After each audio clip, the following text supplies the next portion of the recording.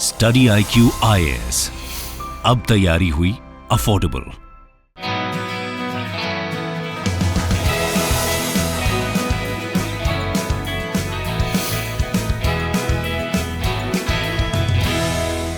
नमस्कार दोस्तों, स्वागत है आप सभी का स्टडी IQ में। मैं हूं आपका दोस्त राहुल सायगांवकर। आज हम लोग एक बहुत ही दिलचस्प विषय पर चर्चा करने वाले हैं। हमारी चर्चा होने वाली है about the terms credible minimum deterrence या फिर क्रेडिबल मिनिमम डेटरेंट के बारे में। आपको याद होगा कुछ दिनों पहले हम लोगों ने चर्चा की थी, क्या इंडिया को अपनी न्यूक्लियर पॉलिसी बदलने की जरूरत है। इसको हम लोगों ने डिस्कस किया था from the perspective of Chinese strategic modernisation. हम लोगों ने ये कहा था कि कई एस्टिमेट्स आई है कि चाइना के न्यूक्लियर वॉरेट्स 2030 तक 1000 के ऊपर पहुंच जाएंगे। तो इसीलिए क्या इंडिया को भी अपनी न्यूक्लियर पॉलिसी बदलने की जरूरत है क्या? PSIR के पर्सपेक्टिव से मैंने आपको आइडियाज भी बताए थे, C राजा मोहन के, एशली जे टेलिस के, और वहां पे मैंने आपको इंडियन न्यूक्लियर डॉक्ट्रिन भी बताई थी, जिसका जो मेन पिलर है that is credible minimum deterrence. तो आज हम लोग थोड़ा सा क्लियरली समझते हैं what is the meaning of credible minimum deterrence, क्योंकि कई सारे सवाल आए थे जहां पर डाउट्स आए कि सर इसका एग्जैक्ट मतलब क्या है। तो will understand what is the meaning of CMD credible minimum deterrence. In general हम लोग डेटरेंस के बारे में भी चर्चा करेंगे और डेटरेंस किस तरह से इवॉल्व हुआ है इसके बारे में भी बात करेंगे। तो will have a discussion on deterrence in general. In fact discussion शुरू करते हैं एक सवाल के साथ। सवाल है, what do you understand by the term credible minimum deterrence, जो इंडियन न्यूक्लियर डॉक्ट्रिन का भाग है, एक बहुत ही इंपॉर्टेंट पिलर है। नो फर्स्ट यूज पॉलिसी, यानी कि पहले हम लोग न्यूक्लियर वेपन इस्तेमाल नहीं करेंगे। NFU it is hour one pillar and credible minimum deterrence ये हमारा दूसरा पिलर है। ये दोनों इंडियन न्यूक्लियर डॉक्ट्रिन के पिलर्स हैं। तो क्या समझ में आता है आपको CMD से, क्रेडिबल मिनिमम डेटरेंस से? इसके अलावा do you think nuclear deterrence is really relevant in 21st century? क्या 21वीं सदी में न्यूक्लियर डेटरेंस रियली रेलेवेंट है क्या? इन सवालों का जवाब देने के लिए आपको काफी अच्छा फॉर्डर मिलेगा, काफी अच्छा कंटेंट मिलेगा in this particular video. To get to know all that information मेरे साथ बने रहिए on study IQ till the very end. चलिए चर्चा की शुरुआत करते हैं, लेकिन उससे पहले अगर आप UPSC सिविल सर्विसेज की तैयारी कर रहे हैं तो आप जानते हैं कि स्टडी IQ का live foundation batch which is for prelims and mains both, यहाँ पे आपकी जनरल स्टडीज की कंप्लीट प्रिपरेशन हो जाएगी।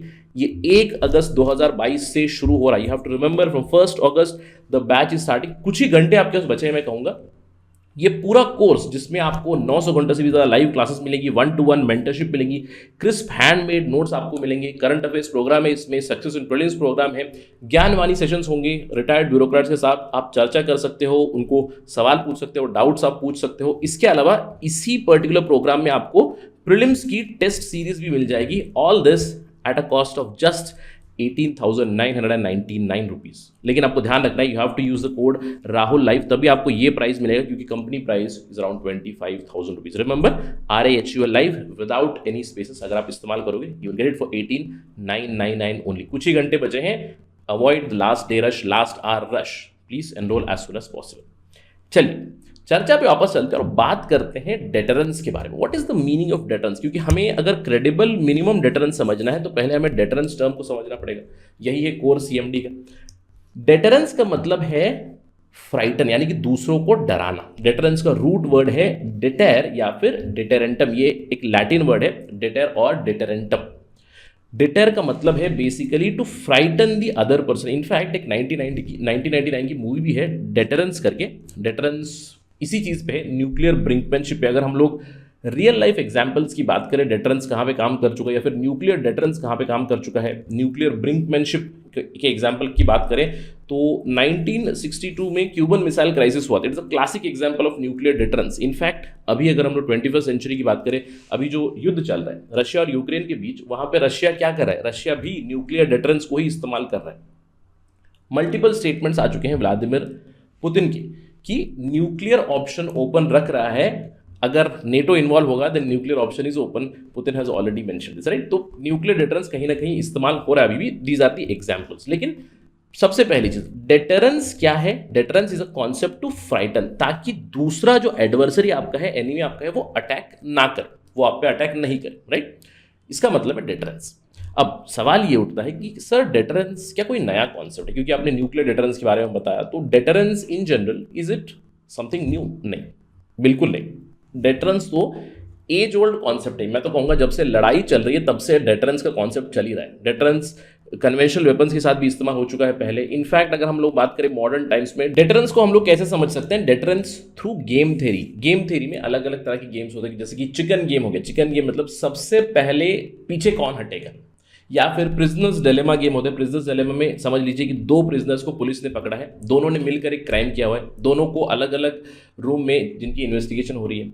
एक पुलिस ऑफिसर ने एक क्रिमिनल को बताया कि भैया आपके दूसरे क्रिमिनल ने हमें सारी इन्फॉर्मेशन दे दी है, अगर आप और भी ज़्यादा इन्फॉर्मेशन दोगे तो आपको डील मिलेगी, आपको सज़ा कम मिलेगी। तो कौन पहले चिकन आउट करेगा या फिर कौन सा प्रिजनर पहले डील लेगा? तो इस तरह के गेम्स जो होते हैं they are also based on the concept of deterrence. डर के ऊपर बेस्ड है। तो डिटरेंस क्या है? डिटरेंस एक साइकोलॉजिकल कॉन्सेप्ट है और एज ओल्ड कॉन्सेप्ट है। देखिए, let me give an example.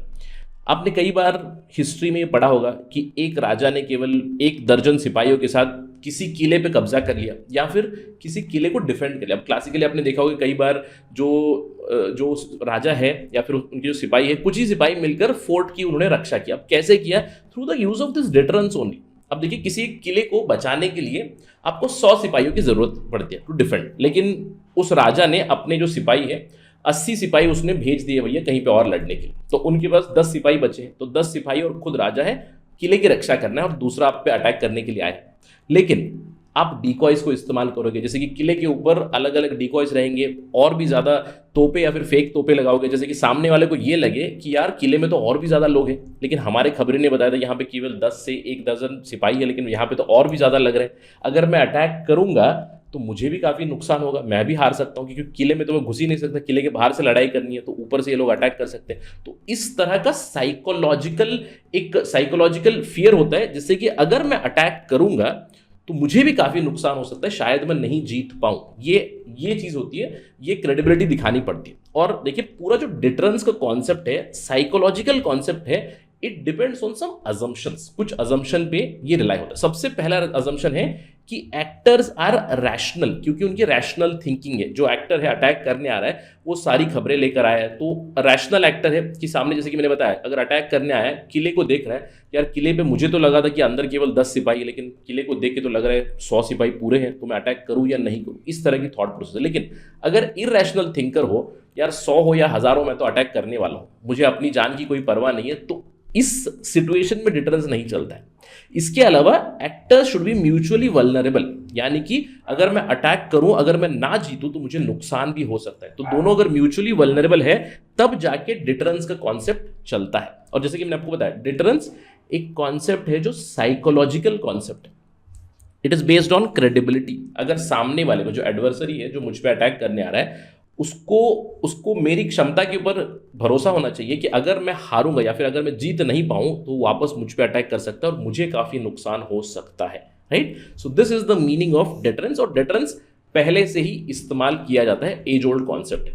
लेकिन इसकी एवोल्यूशन कैसे हुई? देखिए, अगर हम लोग डिटरेंस की बात करें, शुरुआती दौर में, right from ancient times, medieval times, conventional deterrence था। मैं कहूँगा conventional deterrence was very prominent till 1945। जैसे कि डिटरेंस किस तरह से होगी? अब 2 देश हैं या फिर 2 राजा हैं, एक राजा के पास 1000 सिपाही है, 500 कैवलरी है, उनके पास हाथी भी है, घोड़े भी है, सब कुछ है। राइट? तो अब दूसरा जो राजा रहेगा, फिर दूसरी जो कंट्री रहेगी, they will try to match up. तो इसको कहते हैं डिटरेंस। अगर आपने अपनी सेना बढ़ा दी, आप अटैक भी नहीं कर रहे हो, लेकिन आपके पास सेना है, आपके पास तोपे हैं, आपके पास नंबर्स है, तो सामने वाला आपके ऊपर अटैक करने से पहले सोचेगा। Right? That is the meaning of conventional deterrence. और कन्वेंशनल डिटरेंस पहले सिपाहियों का कॉन्सेप्ट था, तोपों का कॉन्सेप्ट था, हाथी घोड़े, लेकिन मॉडर्न टाइम्स में नंबर ऑफ कन्वेंशनल वेपन्स, कितने आपके पास मिसाइल्स है, कितनी सबमरीन्स है, कितनी बोट्स है, कितनी टैंक्स है, ये कन्वेंशनल डिटरेंस पहले से ही चलती हुई आ रही है। लेकिन डिटरेंस में एक बहुत बड़ा बदलाव आया, एवोल्यूशन आया 1945 के बाद, न्यूक्लियर डिटरेंस। अब देखिए, न्यूक्लियर डिटरेंस कब से शुरू हुआ? जब से न्यूक्लियर आर्म्स रेस शुरू हुई। आप जानते हैं कि 1945 में यूनाइटेड स्टेट्स ऑफ अमेरिका ने 2 एटॉमिक बॉम्ब गिराए, हिरोशिमा और नागासाकी के ऊपर। 4 साल के भीतर यूएसएसआर ने भी न्यूक्लियर वेपन्स बना लिए और उसके बाद कई सारे देशों ने न्यूक्लियर वेपन्स बना लिए। तो न्यूक्लियर डिटरेंस शुरू हुआ, doctrine of mutual assured destruction शुरू हुआ कि दोनों के पास न्यूक्लियर वेपन्स यार ये तो तहस नहस कर देंगे। और जैसे कि मैंने आपको बताया, न्यूक्लियर डिटरेंस में क्रेडिबिलिटी बहुत जरूरी होती है कि सामने वाले को ये दिखना चाहिए, सामने वाले को ये दिखना चाहिए कि वो क्रेडिबल प्लेयर है। तो उसी क्रेडिबिलिटी के बेसिस पे न्यूक्लियर डेटरेंस वर्क्स। और अभी हम जानते हैं कि अलग अलग देश हैं जो अभी न्यूक्लियर वेपन्स जिनके पास है, यूएसए हो गया, रशिया हो गया, हज़ारों की तादाद में उनके पास वॉरेंट्स है। चाइना है, इंडिया है, पाकिस्तान है, इसराइल है, दूसरी कंट्रीज जिन्होंने न्यूक्लियर वेपन्स अभी डेवलप कर लिए। लेकिन धीरे धीरे 21st सेंचुरी में न्यूक्लियर डेटरेंस को भी कहीं ना कहीं एक चैलेंज आ रहा है। अब ये क्यों? देखिए, मैंने आपको बताया था न्यूक्लियर डेटरेंस या फिर इन जनरल डेटरेंस कॉन्सेप्ट कब वर्क करता है। डेटरेंस का कॉन्सेप्ट वर्क करता है जब प्लेयर्स रैशनल हो और जब म्यूचुअल वल्नरेबिलिटी हो। तो कई लोग सवाल उठाते हैं कि न्यूक्लियर डेटरेंस क्या एक्चुअली रेलेवेंट है अभी 21st सेंचुरी में, या फिर न्यूक्लियर डेटरेंस काम भी करता है क्या? देखिए, कुछ प्रोपोनेंट्स है, स्पेशली अगर मैं न्यूक्लियर डेटरेंस की बात करूं पॉलिटिकल साइंस और इंटरनेशनल रिलेशंस की पर्सपेक्टिव से, जॉन मीरशाइमर कहते हैं न्यूक्लियर वेपन्स काफी काम की चीज है। केनेथ वॉल्ट्स तो प्रोपोनेंट है। केनेथ वॉल्ट्स एक थिंकर है जो कहते हैं कि न्यूक्लियर वेपन्स और भी ज्यादा स्प्रेड होने चाहिए, सेलेक्टिव प्रोलिफरेशन होनी चाहिए। वो कहते हैं nuclear weapons are actually weapons of peace. क्यों? क्योंकि कोई फायर नहीं करे।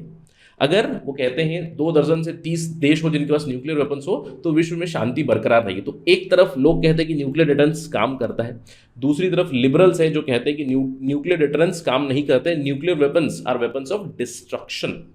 और कई लोग तो यह कहते हैं कि nuclear weapons are utter waste, especially developing countries के लिए, लीस्ट डेवलप कंट्रीज के लिए। जैसे कि डॉक्टर रमेश ठाकुर है, वो कहते हैं कि न्यूक्लियर वेपन्स में जो हम लोग पैसा लगाते हैं, कभी हम लोग न्यूक्लियर वेपन तो इस्तेमाल कर नहीं रहे, तो अगर हम लोग पैसा लगा रहे हैं तो वही पैसा हम लोग पॉवर्टी एलिमिनेट करने के लिए, अनएम्प्लॉयमेंट को हटाने के लिए, सोशल इंडिकेटर्स को डेवलप करने के लिए इस्तेमाल कर सकते हैं। तो एक तो ये हुआ। दूसरा है रैशनैलिटी नहीं बची अभी। क्यों? क्योंकि अलग अलग नॉन स्टेट एक्टर्स आ चुके हैं, स्पेशली इरैशनल प्लेयर्स आ चुके हैं जो है टेररिस्ट ऑर्गेनाइजेशन। अब इमेजिन कीजिएगा कि कल को किसी टेररिस्ट ऑर्गेनाइजेशन के पास एक न्यूक्लियर वेपन मिल गए, तो न्यूक्लियर वेपन आने के बाद क्या टेररिस्ट एक्चुअली रैशनल होगा? वो तो खुद के बारे में नहीं सोचेगा। सुसाइड बॉम्बर्स हैं, अब बोले कि भैया न्यूक्लियर वेपन आप दाग दो, उसके बाद हम लोग देख लेंगे, अगर वापस मैसिव रिटेलिएशन भी हुई तो I do not care about my life. तो रैशनैलिटी का कॉन्सेप्ट थोड़ा सा डाइल्यूट हो चुका है। इसीलिए कई लोग कहते हैं कि न्यूक्लियर डेटरेंस 21st सेंचुरी में काम नहीं करता है, but nonetheless we have seen during the Russia Ukraine war it is quite relevant even today. इसके अलावा न्यूक्लियर डेटरेंस को एक और भी चैलेंज आ चुका है।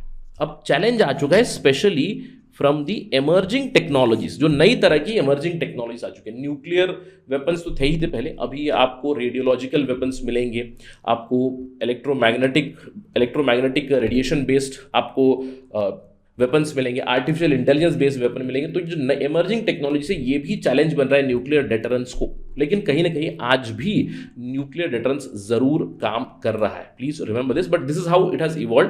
पहले कन्वेंशनल डेटरेंस था, 1945 के बाद न्यूक्लियर डेटरेंस है। आज भी ध्यान रखिएगा 21st सेंचुरी में भी न्यूक्लियर डेटरेंस है, लेकिन न्यूक्लियर डेटरेंस को कुछ चीजें चैलेंज कर रही है, जैसे कि इरैशनल प्लेयर्स, टेररिस्ट ऑर्गेनाइजेशंस, और जो नई इमर्जिंग टेक्नोलॉजी वो भी चैलेंज कर रही है, right. So this was the evolution of the deterrence in general. चलिए अब चलते हैं क्रेडिबल मिनिमम डेटरेंस के बारे में बात करने के लिए। क्यों? क्योंकि मैंने आपको न्यूक्लियर डॉक्ट्रिन के बारे में बताया। भारत की न्यूक्लियर डॉक्ट्रिन में 2 पिलर्स हैं, एक है क्रेडिबल मिनिमम डेटरेंट मेंटेन करना है और no first use policy.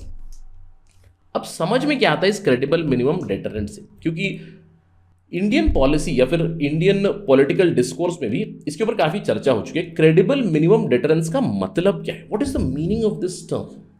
3 terms है।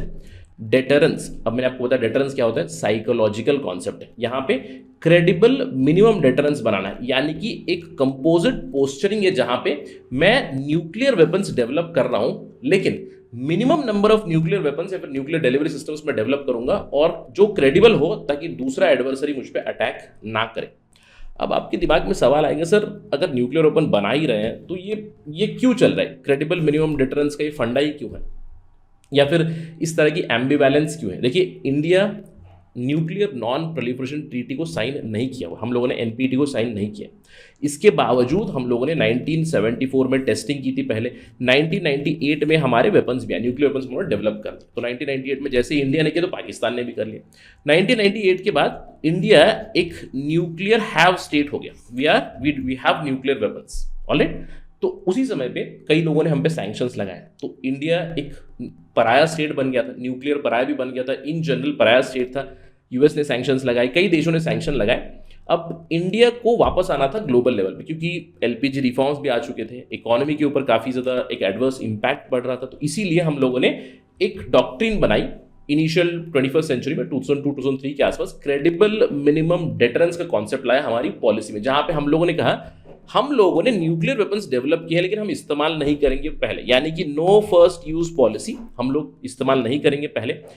इसके साथ ही साथ हम लोग क्रेडिबल मिनिमम डिटरेंस करेंगे, यानी कि न्यूक्लियर वेपन्स हम लोग मिनिमम रखेंगे। अब हम लोग कह सकते हैं कि India is a reluctant nuclear power और India is a ambivalent nuclear power, जहां पे न्यूक्लियर वेपन्स तो हम लोगों ने डेवलप कर लिए हैं लेकिन हम नहीं चाहते हैं कि ये हो, यानी कि हम लोग पूरे विश्व में डिसआर्मामेंट चाहते हैं, तो इसीलिए हमारी पोस्चरिंग है क्रेडिबल मिनिमम डिटरेंस की। I hope it's clear, right? इसको और भी डिटेल में समझेंगे, लेकिन इंडियन पॉलिटिकल डिस्कोर्स में क्रेडिबल मिनिमम डिटरेंस और मिनिमम क्रेडिबल डिटरेंस के ऊपर भी कई सारे विवाद हो चुके हैं। अब ये क्यों हुआ? देखिए, आपको सबसे पहले समझना है, क्रेडिबल मिनिमम डिटरेंस हो या फिर मिनिमम क्रेडिबल डिटरेंस हो, और बोथ आर क्वाइट सिमिलर, लेकिन इसके ऊपर विवाद हुआ था 2007-2008 में। ये क्यों हुआ था?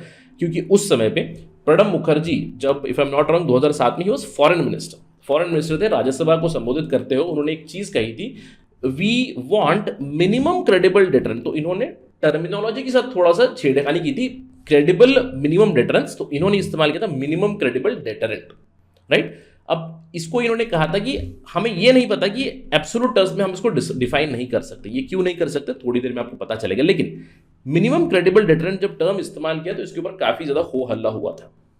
रियलिस्ट स्कॉलर जो है ब्रह्मा चलाने, इन्होंने हाईलाइट किया था कि मनमोहन सिंह की सरकार, क्योंकि 2007 की बात है, इंडिया और यूएस की सिविल न्यूक्लियर डील चल रही थी उस समय पे, इन्होंने एलेज किया था कि मनमोहन सिंह की जो सरकार थी उस समय पे वो इंडिया के न्यूक्लियर डिटरेंट को अंडरमाइन कर रही है। उन्होंने क्रेडिबल मिनिमम डिटरेंट को मिनिमम क्रेडिबल डिटरेंट बना दिया है, जिससे हमारी वीक पोस्चरिंग दिखेगी, यानी कि मिनिमम के ऊपर ज्यादा फोकस है, हम लोग ज्यादा न्यूक्लियर वॉरेंट्स नहीं बनाएंगे, इसके ऊपर फोकस है। ये सरकार क्यों कर रही है?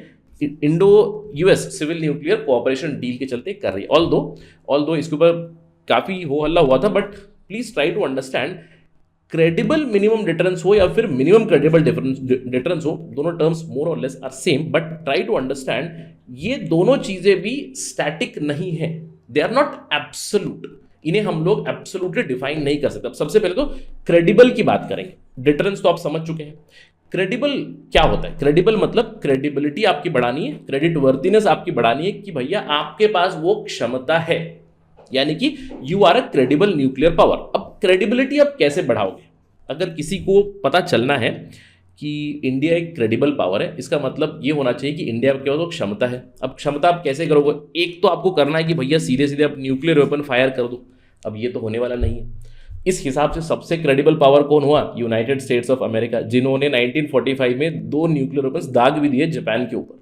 अब तब से न्यूक्लियर वेपन्स तो इस्तेमाल नहीं हुए, तो क्रेडिबिलिटी के पर्सपेक्टिव से US is till now the most credible power, जिन्होंने इसको इस्तेमाल भी किया है। तो फायर का तो कॉन्सेप्ट चला गया, तो फायर हम नहीं कर सकते। तो क्रेडिबिलिटी हम लोग कैसे डेवलप कर सकते हैं? Credibility is based on perception, और इसीलिए आप हमेशा बहुत बार आप देख सकते हो कि इंडिया ने टेस्ट कर दिया। अब इंडिया ने अग्नि मिसाइल की टेस्टिंग कर दी, ब्रह्मोस मिसाइल की टेस्टिंग कर दी, त्रिशूल की टेस्टिंग कर दी, आकाश की टेस्टिंग कर दी, बहुत सारे मिसाइल्स की हम लोग टेस्टिंग करते हैं, जहां पे हम लोग रेंज बताते हैं। अग्नि को कहते हैं कि न्यूक्लियर कैपेबल है, या फिर दूसरे मिसाइल्स भी न्यूक्लियर कैपेबल है, और हमारी रेंज बढ़ चुकी है। अब अग्नि में देखिए, अग्नि 5, अग्नि 6, 10,000 किलोमीटर तक हम लोग फायर कर सकते हैं। तो इससे क्या पता चल रहा है कि इंडिया के पास कैपेबिलिटी है कि वो मिसाइल 10,000 किलोमीटर दूर तक भेज सकता है, अगर इट इज न्यूक्लियर पावर्ड, या फिर अगर उसके अंदर न्यूक्लियर वॉरेड है तो वो न्यूक्लियर वेपन बन जाएगा। तो इसीलिए टेस्टिंग की जाती है, सिमुलेशन की जाती है, सिमुलेशन का डेटा रिलीज किया जाता है सो दैट क्रेडिबिलिटी बढ़े। अब इंडिया तो क्रेडिबल है, आप जानते हैं कि मल्टीपल टेस्ट हो चुके हैं, इसीलिए हम लोग धीरे धीरे और भी टेस्टिंग एक्सटेंसिव करते हैं। लेकिन क्रेडिबिलिटी भी कंटिन्यूसली हम लोग इवॉल्व करते रहते हैं। पहले अग्नि 1 था, फॉर एग्जाम्पल अग्नि 1 की जो रेंज थी कम थी, जो कैपेसिटी था वेट कैरी करने का या फिर जो वॉरेड कैरी करने की कैपेसिटी कम थी, तो वो भी धीरे धीरे बढ़ा रहे हैं। यानी कि credible minimum deterrence is not absolute, it goes on evolving slowly and steadily. जैसे मिनिमम, अब मिनिमम क्या होता है? अब इसको तो हम डिफाइन ही नहीं कर सकते।